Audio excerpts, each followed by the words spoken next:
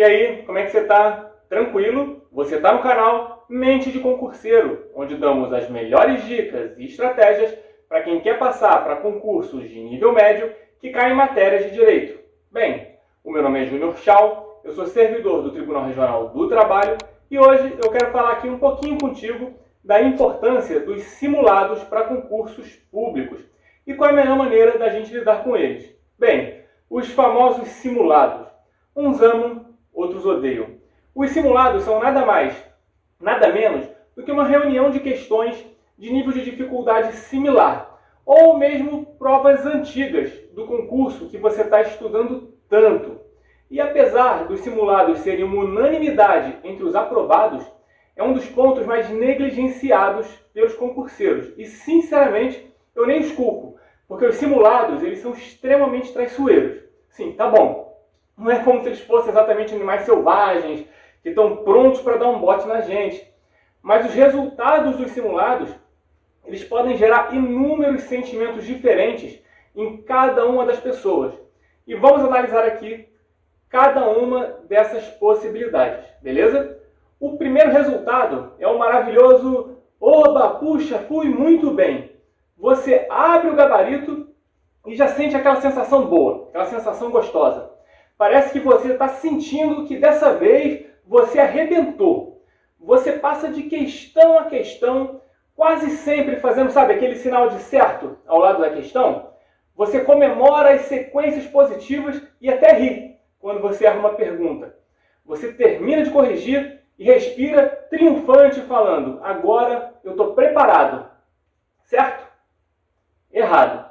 Um resultado positivo pode sim significar que você está preparado, que o cronograma de estudos que você fez está correto e está dando resultado, mas nem sempre é assim.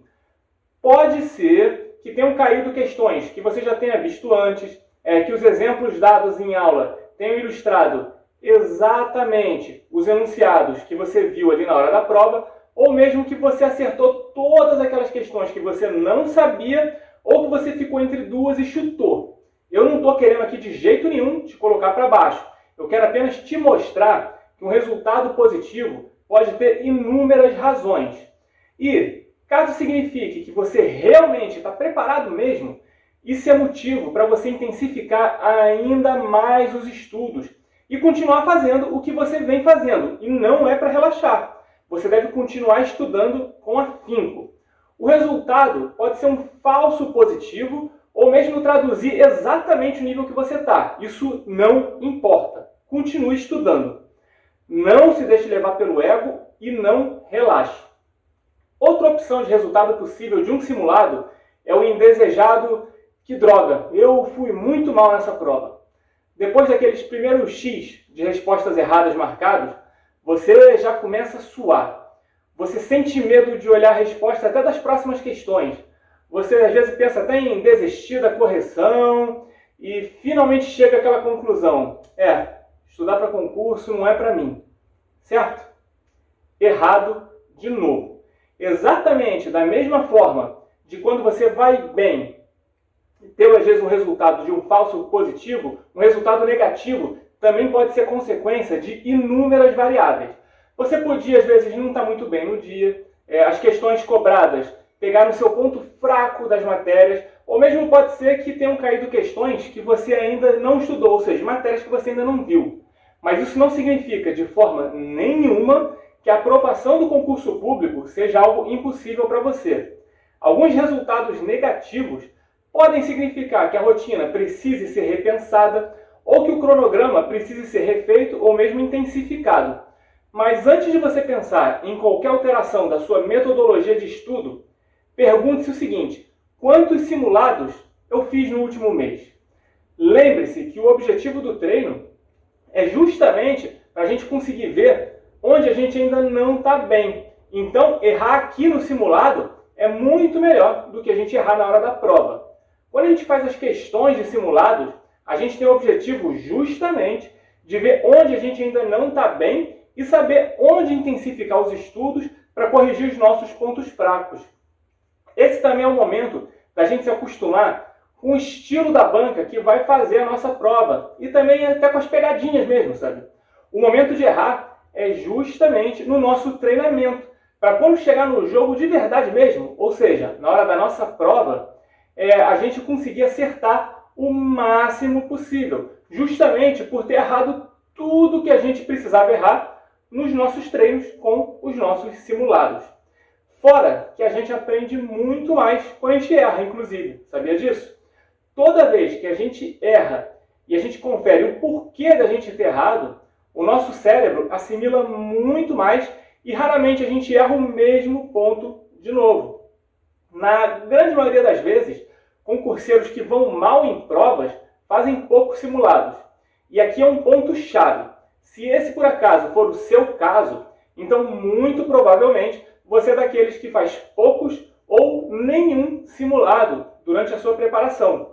Isso é um erro. Para deixar claro, quando eu digo simulados, eu me refiro não apenas à resolução de questões, e eu vou entrar nesse ponto aqui já já. Claro, fazer questões, fazer exercícios e solucionar questões de provas anteriores ajuda e muito, e é indispensável para os nossos estudos.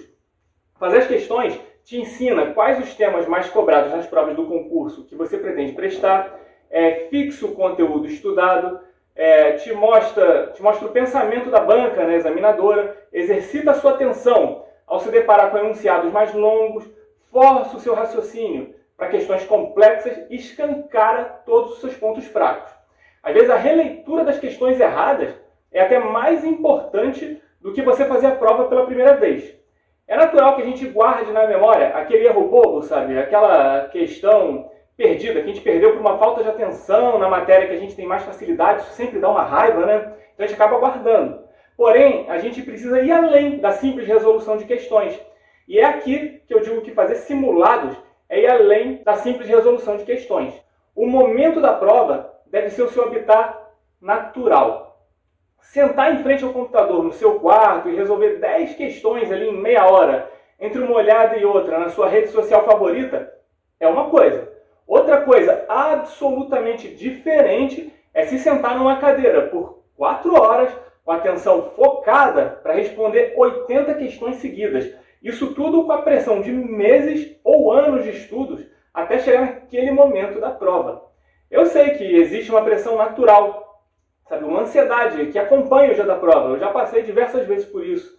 E quando esse dia da prova chegar, você simplesmente precisa estar acostumado, no mínimo, com essa experiência de prova. O seu corpo deve estar acostumado. Você deve conseguir se sentar de uma forma confortável, sem dores nas costas ou nos braços. As suas pernas devem estar numa posição agradável.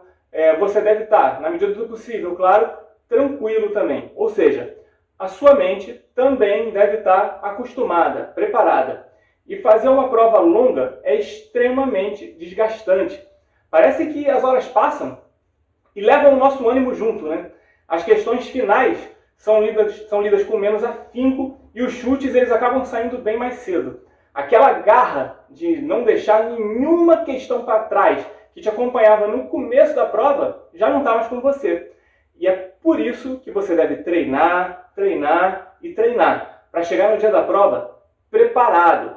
Então faça pelo menos um simulado por mês, ocasião que você vai acabar fazendo uma revisão geral da matéria na correção desse mesmo simulado, tranquilo? E sempre que fizer os simulados, reserve o número de horas idêntico ao da prova.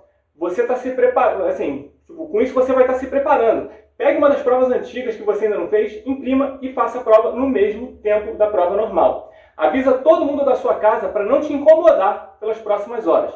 Peça para o seu marido ou para a sua esposa cuidar do seu filho pequeno. Separe o que você costuma comer em provas. Por exemplo, uma garrafa de água, uma barra de chocolate, um biscoito ou mesmo uma fruta. Enfim. Depois, sente-se em uma cadeira confortável, com uma boa iluminação e arejada. Preferencialmente, pegue um relógio de pulso para marcar o tempo. Guarde o seu celular em uma gaveta, em um outro cômodo bem longe de você e desliga o computador também. Caso você não tenha um relógio, coloque o cronômetro no celular e deixe ele longe de você. Pronto. Agora haja exatamente como se você estivesse na prova. Brigue por cada questão. Tente se levantar poucas vezes para ir ao banheiro.